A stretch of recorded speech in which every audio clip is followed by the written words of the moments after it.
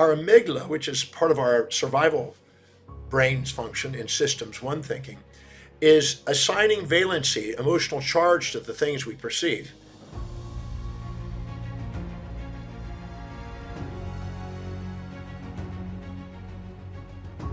One of the things that I'd like to share with you today is how to manage your emotions.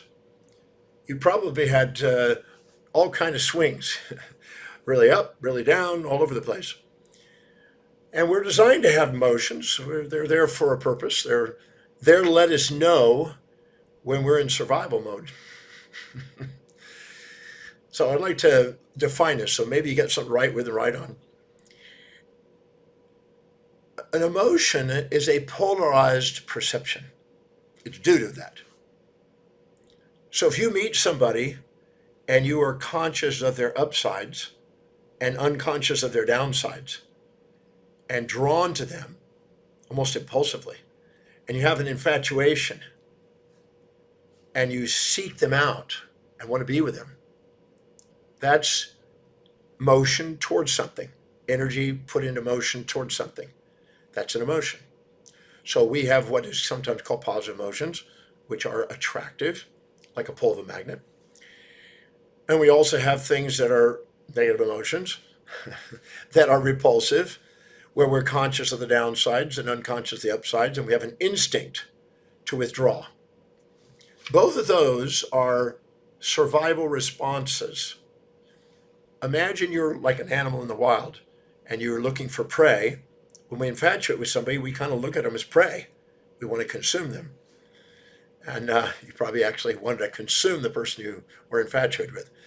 At the same time, when you really resent somebody and you're conscious of the downsides, not the upsides, you want to avoid them. You want to get away from them, escape them. So emotions are basically designed for seeking and avoiding, for searching for that which we seek and try to avoid and escape that which we're trying to we resent. So emotions serve a purpose, particularly when you're in survival mode. Now, we could perceive that individual really high, all positive, no negative, and be completely subjectively biased and go into an absolute radical perspective on it and become almost addicted to him.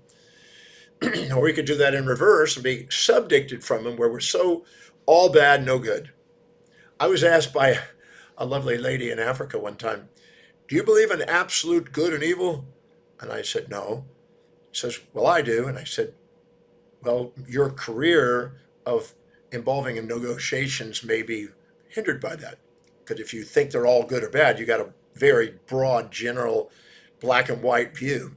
And whenever you see all good and no bad, you fear its loss. Anytime you see all bad and no good, you fear its gain. So anytime you have a highly polarized perception, you're going to have a highly polarized emotion. The ratio of your perceptions determine the ratio of your emotions. Each emotion has a cocktail, you might say, of neurotransmitters, neurohormones, neuromodulators, neuroregulators, chemistry in the brain and physiology that let you know it. And we literally create symptomatology that we recognize. When we're really infatuated with somebody, we want to rest and digest. And when we're really resentful to somebody, we want to fight or flight.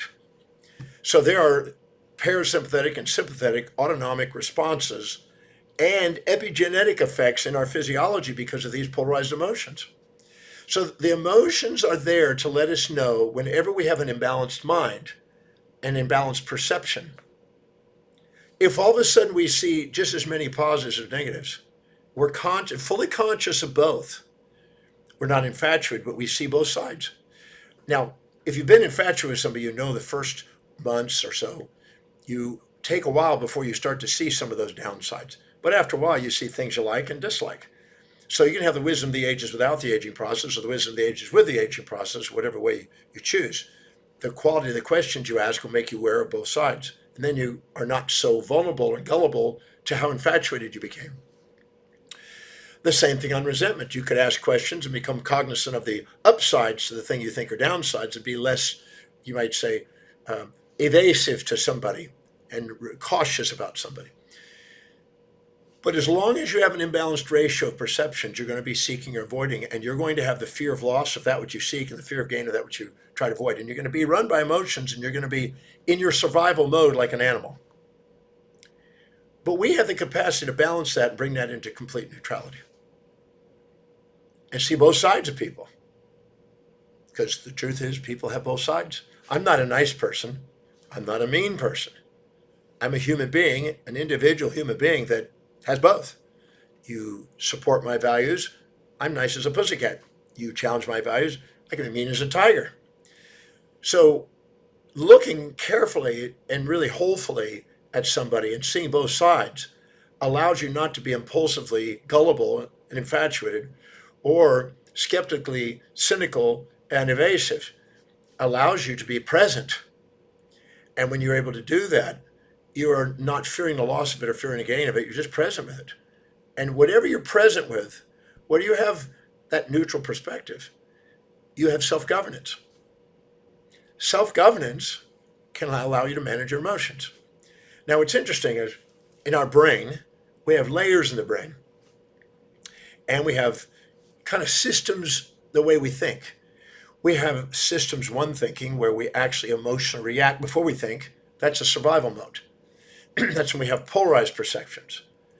And we also have systems two thinking where we think before we react. We stop, look for both sides, see both sides, stop, become present, and mitigate anything that we're imbalanced on, and see both sides, and then act. We think before we react. Therefore, we don't have an emotion, we have reason. And reason conquers emotion in that respect. Most people have their emotions running. They realize they have an imbalance, and then they come up with reason afterwards. And that's perfectly fine. That's most people. And we learn telenomically by trial and error from our experiences, oh, maybe that's not the wise to do, and maybe next time we'll try it differently. But anytime we have a polarized perception, we tend to store that in our subconscious mind. Our amygdala, which is part of our survival brain's function in systems one thinking, is assigning valency, emotional charge to the things we perceive, and storing that in our hippocampus, which is our brain area that's supposedly involved in memory, at least one of the areas. And we store those in our subconscious mind. And then anytime we see something that reminds us of those previous events, we tend to react before we think. About 200 milliseconds, we're reacting. And then we backdate our justification of that with our reason afterwards. But that means that the people around us in the external world is going to run us. As long as we're in systems one, amygdala kind of survival mode, we're going to keep having things around us. We're going to be victims of our history and not masters of our destiny. We're going to have everything around us run us. I teach a program called the Breakthrough Experience. I teach people that as long as you do that, well, you're probably not going to be mastering your life. In fact, Warren Buffett says, until you can manage your emotions, don't expect to manage money. Robert Greene says, until you can manage your emotions, don't expect to be a leader. And almost every area of your life, if you look at the challenges you face, it's because you lost control. You didn't know how to manage your emotions. But in the executive center of the brain, the forebrain, the medial prefrontal cortex, that area of the brain has transmitters that calm down the impulses and instincts of the amygdala, balance out the perception, bring it into objectivity, which means neutrality, and awakens reason. And they allow you to think. So the question is, how do we go into our executive center instead of living always in our amygdala? People live in our amygdala. When you live in your amygdala a lot, you have degeneration and demyelinization and what they call apoptosis, cell destruction in the brain, in the forebrain. If you don't use that forebrain, you lose it. At the same time, if you use your forebrain, you calm down some of the excessive functions of the amygdala, which hijacks your awareness. So, I never talk about, anybody's heard me before know I talk about values in almost every talk I do. So I want to tie those together. Everybody has a set of priorities in life, set of values, things that are most to least important in life. Whenever they're living by their very highest value, not only do they get the self-worth, they go up, not only do they have bigger visions for achievement, not only are they spontaneously inspired to take action, But the blood glucose oxygen now goes into the forebrain, activates the medial prefrontal cortex, and allows the reasoning systems to thinking to calm down the overreactions and allow us to have an objective view, which is balanced and neutral, instead of a subjective survival view, which is a distortion. Most of the complex problems you have in your relationship is because you overreacted or underreacted, and they reacted the same way, overreacted too. So you both are sitting there in a pride view, thinking your view is right and judging each other for their reactions, instead of actually stopping and taking a look at what's actually going on. So anytime you live according to your highest value and live by priority and stick to what's really important to you, you end up having more governance over those emotions and the amygdala. If you go and look at your day and you have an agenda for the day and you knock it out and you basically stick to it and focus on it, get the highest priority things done. You start your day with a state of grace and you sit down and you go, okay, what's the highest priority actions I can do today, and get really clear about them and knock them out one by one. And you achieve things. Don't let anything distract you. You say no to things that aren't really priority and get it down. You'll feel on top of the world. You'll get the blood in the forebrain. Your medial prefrontal cortex will govern yourself. At the end of the day, you'll feel resilient and adaptable, and you'll come home and you won't overreact. And you appreciate. In fact, that the executive center is sometimes called the gratitude center. You're more appreciative. But if you go in there and you let the world outside run you, and all these opportunities come in or all these distractions come in, you're putting out fires all day, you go, whoa, what a day. The first one was a heavenly day. Now you have a hell of a day. And in that hell of a day, you let everything distract you from what was priority. You went back into amygdala, you were unfulfilled. Now you come home and now you're going to react. Your blood glucose oxygen's into the amygdala, down in the lower desire center, the survival center of the brain. So we can live, in a sense, by a design, or we can live by duty. We can let the internal world drive us. As I said on the movie The Secret many years ago, when the voice and the vision on the inside is greater than all opinions on the outside, we begin to master our life. Or we can live in our amygdala and let the world around us and become victims of history. That's why I teach the breakthrough experience. I have a program that I do called the breakthrough experience, and I teach people how to identify what's really valuable to them. And believe it or not, you think that's easy. If you ask somebody what their values are, which I've been doing for 45 years, you would think that people would say they know. But the fact is, after doing hundreds of thousands of evaluations, very few people really know what's really valuable. They are inculcating all kinds of ideas in their mind about how it's supposed, their life's supposed to be, should be. They're trying to live up to people that they admire and try to be like them. And they've clouded the clarity of what's really important to them, and they're not really knowing how to live by priority. And so in the breakthrough experience, I show people how to determine what really is important. What are your priorities? What are your real values?